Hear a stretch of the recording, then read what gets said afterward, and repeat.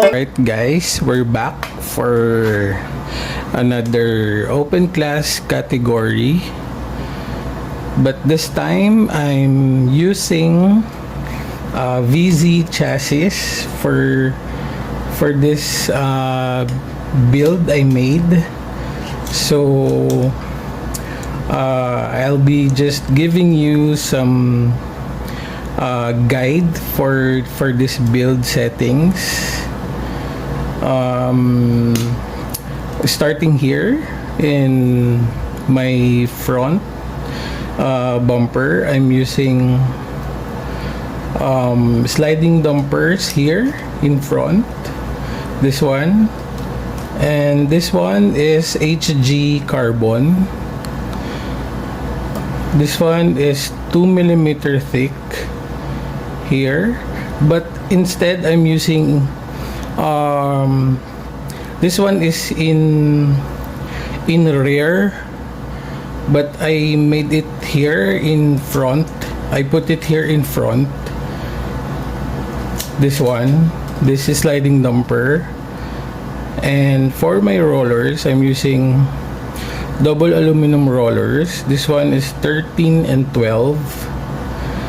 And for my screw, I'm using 30mm here. And for my underguard here, I'm using also fluorescent yellow here. So I will have some extra weight in front, because this is like, maybe I guess this one is 6 grams for this whole underguard, because most of the time I love seeing my car dumping in front like this. So that's why I put more heavy in front, this one. So if you can see my sliding damper, I put it all. The under support I put, and also this one in the above of my sliding damper.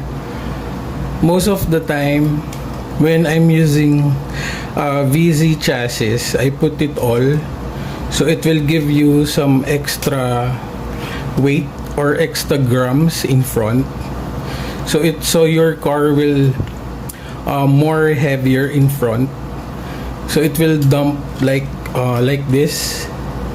So when you have like in the slope, it will dump in front, so it will land in front most of the time.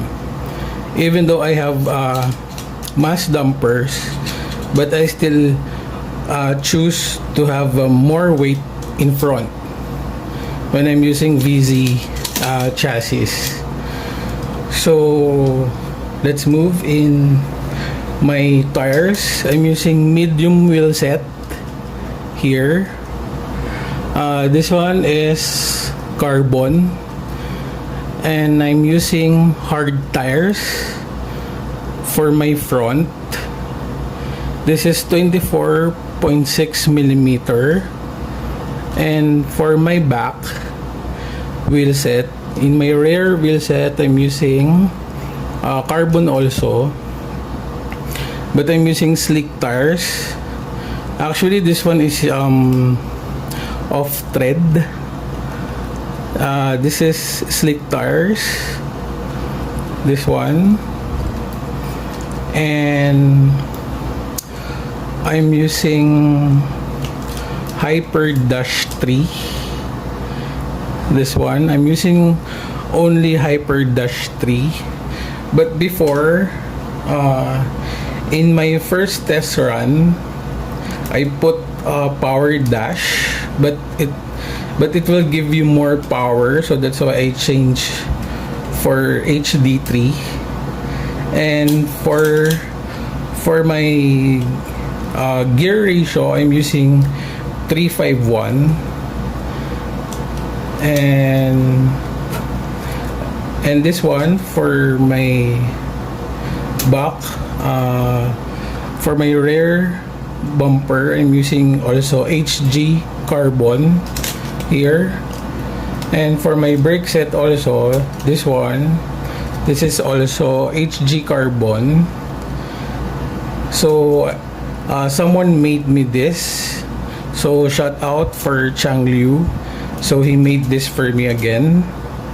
And for my underguard support, this one is HG carbon also. This is 1.5 millimeter thick, and I'm using countersunk. And this one for my brake set, this is 2 millimeter thick, this one.